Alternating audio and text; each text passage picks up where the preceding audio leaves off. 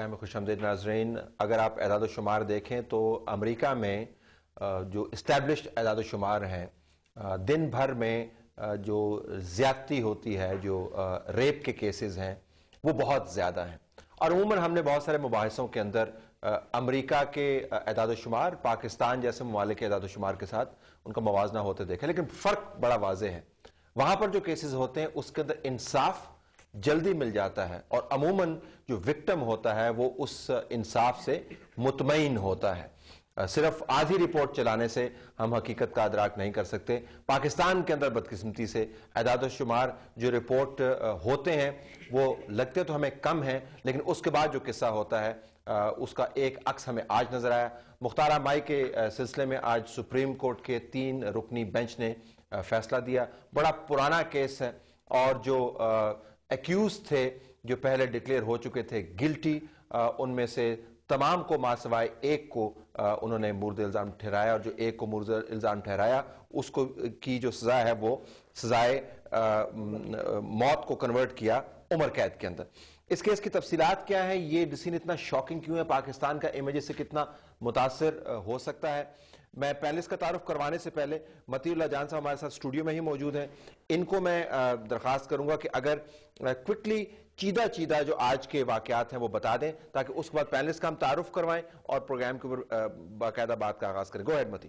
جی, ایک رات پہلے ہی اناؤنس ہو چکا تھا, سپریم کورٹ کی ویب سائٹ پہ یہ آ چکا تھا کہ مختار مائی کے حوالے سے فیصلہ جو ہے وہ آج صبح سنایا جائے گا, اور یہ تقریباً 1.5 ماہ پہلے محفوظ کیا گیا تھا. بیرسٹر اعتزاز احسن اس کیس کی پیروی کرتے رہے ہیں مختار مائی کے بہاف پہ. اس کے علاوہ جو ایڈیشنل پراسیکیوٹر جنرل پنجاب ہیں وہ بھی اسٹیٹ کی طرف سے پیش ہوتے رہے ہیں, اور ٹرائل کورٹ نے تقریباً 6 افراد کو سزائے موت کی سزا سنائی تھی, اور جس کے بعد جب ہائی کورٹ میں وہ اپیل میں آئے تو ان میں سے 5 افراد کو ہائی کورٹ نے رہا کر دیا, ایکوٹ کر دیا, اور صرف ایک عبدالخالق جو ملزم تھا اس کی سزائے موت جو ہے وہ عمر قید میں تبدیل کر دی. یہ جب فیصلہ آیا تو ظاہری بات ہے بہت رد عمل ہوا میڈیا میں بھی کہ ملزمان چھوٹ گئے. تو پھر وفاقی شرعی عدالت نے نوٹس لیا اس کا, اور یہ بھی کہا کہ ہم وہ فیصلہ معطل کرتے ہیں کیونکہ ایسے حدود کے کیسز جو ہیں جس میں شرع کا مسئلہ ہو وہ شرعی کورٹ میں آنے چاہیے.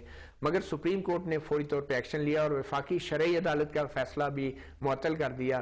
اور یہ 2005 میں ہوا, اتنا پرانا کیس چل رہا ہے, اور اس سے پہلے 3 سال مزید گزر چکے ہیں. اور اس کے بعد سپریم کورٹ میں یہ کیس لگتا رہا, اور ہم تقریباً ہر دفعہ اس کو کور کرتے تھے. مگر دلچسپ بات یہ ہے کہ سپریم کورٹ میں اسی دوران دوسرے اہم آئینی کیسز ہوتے تھے, اور مجھے نہیں یاد پڑتا کہ ہم صحافیوں نے مختار مائی کے کیس کو باقاعدگی سے کور کیا ہو. کبھی کبھی وہاں پہ کوئی جا کے تھوڑی دیر بیٹھ کے آ جاتا تھا, تو یہ ایک عام آرڈنری کرمنل کیس کی طرح اس کی بحث ہوتی تھی, فلاں گواہ نے کیا کیا, تو اس وجہ سے صحافیوں کی دلچسپی ہی نہیں رہی تھرو آؤٹ دس پروسیڈنگ. اور آج سپریم کورٹ نے جو فیصلہ دیا ہے وہ یہ ہے کہ وہ جو ایک عبدالخالق تھا عمر قید جس کو ہائی کورٹ نے دی تھی, وہ فیصلہ ہائی کورٹ کا بنیادی طور پہ برقرار رکھا اور تمام لوگوں کو بری کر دی ہے.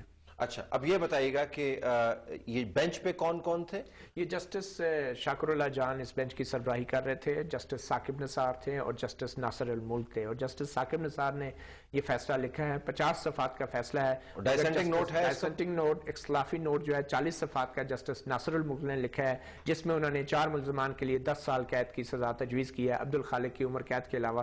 اور یہ بتاتا چلوں کہ عبدالخالق کی عمر قید بھی 2 سال بعد 3 سال بعد ختم ہو جائے گی, کیوں وہ 9 سال سے پہلے ہی جیل میں ہے. اچھا, یہ بتائیے گا کہ مختار مائی ہمارے ساتھ لائن پر موجود ہے. مختار مائی کو ہم خوش آمدید کہتے ہیں, اور آپ کے پاس 1 منٹ میں آؤں گا, ذرا میں معلومات مزید متی اللہ جان سے لے لوں اپنے ویورز کے لیے.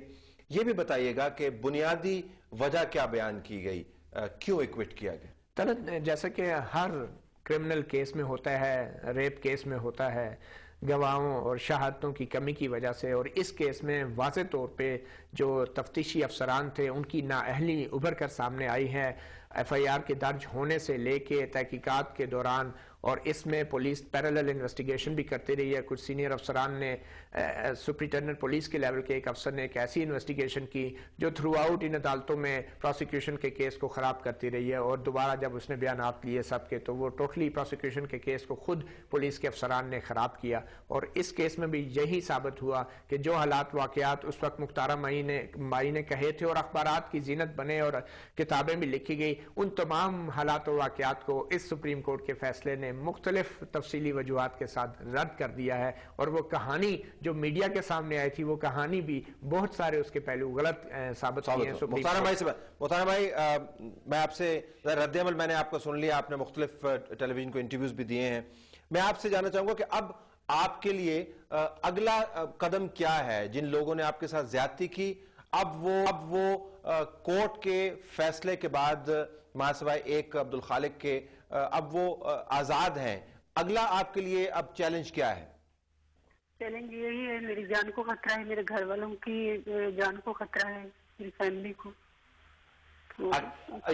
یہ مستوئی قبیلے کے لوگ ہیں نا جی؟ جی، اور یہ تگڑا قبیلہ ہے جی، بہت تگڑا۔ اور یہ جو پرانے دفاعی پروڈکشن کے منسٹر سے عبد القیوم جتو، یہ ان کا حلقہ ہے جی، جنہوں نے شاید پہلے آپ کے اوپر دباؤ بھی ڈالا تھا۔ جی بالکل، یہ جو فیض محمد ہے نا، یہ قیوم جتوئی کا دوست ہے۔ اچھا، تو اب وہ لوگ کیا اب ان کے خاندان والوں کی طرف سے کوئی آپ کو اشارہ ملا ہے، کوئی ان کے قبیلے کی طرف سے؟ ابھی تک میرے ساتھ کوئی بات نہیں ہوئی، میں ایسے جھوٹ نہیں بولتی۔ اچھا، یہ بتائیے گا کہ آپ کے خیال میں یہ فیصلہ آپ کے خلاف کیوں آیا یا ان کے حق میں کیوں آیا؟ آپ کو کیا وجوہات سمجھ آئے؟ پہلے بھی کہہ چکی ہوں کئی مرتبہ، کیونکہ جو FIR تھی نا، FIR میں انہوں نے کافی جو ہے نا ویکنس ڈالی تھی، اور اس کے باوجود میں عدالت میں جب گئی تو تب جو ہے نا جو عدالت نے میرے اوپر سوال کیے تو میں نے بتایا۔ دوسرا جو ایک DSP SP لیول کے اس میں آیا تھا وہاں پر DSP آفس میں، تو انہوں نے میرے سے وائٹ پیپر پر انگوٹھے لگوائے، اور بعد میں جو ہے نا جب اس کا فیصلہ آیا، دہشت گردی عدالت نے فیصلہ دینا تھا تو وہ افسر جو ہے نا پیش ہو گیا۔ جب وہ پیش ہوا تو پھر میں بھی پیش ہوئی، تو پھر میں نے انہیں کہا آپ نے کب مجھے بیان لکھ کے پڑھوائے تھے؟ تو اسی ٹائم وہ اس بیانے سے مکر گیا تھا، میں نے نہیں لکھے تھے اور میرے SHO کے ذمہ لگائے تھے۔ Let me come straight to the studio. ہمارے پاس ناظرین موجود ہیں انصار عباسی صاحب جو کورٹ کو کور بھی کرتے ہیں اور فیصلوں کے تجزیے بھی کرتے ہیں دا نیوز کے ساتھ، جنگ گروپ پبلیکیشنز اٹیچڈ سینئر صحافی۔ بہت شکریہ۔ Tahira Abdullah, human rights activist, somebody who is really disappointed at this decision، انہوں نے بتایا بھی، اور متی اللہ جان کی ناظرین آپ نے بات سنی لی۔ ہم آپ تینوں کو خوش آمدید کہتے ہیں، اور ہنا جیلانی صاحبہ جو ہیومن رائٹس ایکٹیوسٹ ہیں، ایڈوکیٹ ہیں، ہمارے ساتھ لائن پر موجود ہیں۔ لیٹ می فرسٹ گیٹ ہر ریئیکشن کوئکلی۔ ہنا صاحبہ، شاکنگ ڈیسیژن ہے، آپ نے سن لیا، مختار مائی بھی یہ کہہ رہی ہیں، متی نے بھی یہ رپورٹ کیا، بنیادی طور پہ مواد جو کورٹ کے سامنے آیا اس کے اوپر فیصلہ ایسا ہی آنا تھا۔ What's your take? تو نہیں کہہ سکتی ایک وکیل ہونے کی حیثیت سے اور سپریم کورٹ کی ایڈوکیٹ ہونے کی حیثیت سے، مگر میں ورنگ ضرور کہوں گی۔ وہ اس لیے کیونکہ ایک تو عمومی طور پر جو لوگوں کی تشویش اس وقت ہوگی وہ یہ ہوگی کہ اگر ایک ایسا کیس جو اتنا ویزبلی جس کا واقعہ جو ہے وہ لوگوں کی نالج میں تھا اور اس کے اتنے وٹنسز تھے، اور اس میں مجموعی طور پر اگر آپ دیکھیں تو آن دا ریکارڈ ایویڈنس ایسا ہے کہ کوئی وجہ نظر نہیں آتی کہ ایکویٹل ہو سکے ایک اجتماعی ریپ کے کیس میں۔ اور دوسری چیز یہ کہ وکٹم اسٹیڈ فاسٹلی اپنے بیان پر ہمیشہ قائم رہی ہے، اس میں یہ بھی بڑا صاف نظر آتا ہے کہ انٹیمیڈیشن ہوتی رہی ہے، اور ارلیئر ڈیز میں پولیس کی کلیوژن بھی نظر آتی ہے جب آپ ریکارڈ کو دیکھیں۔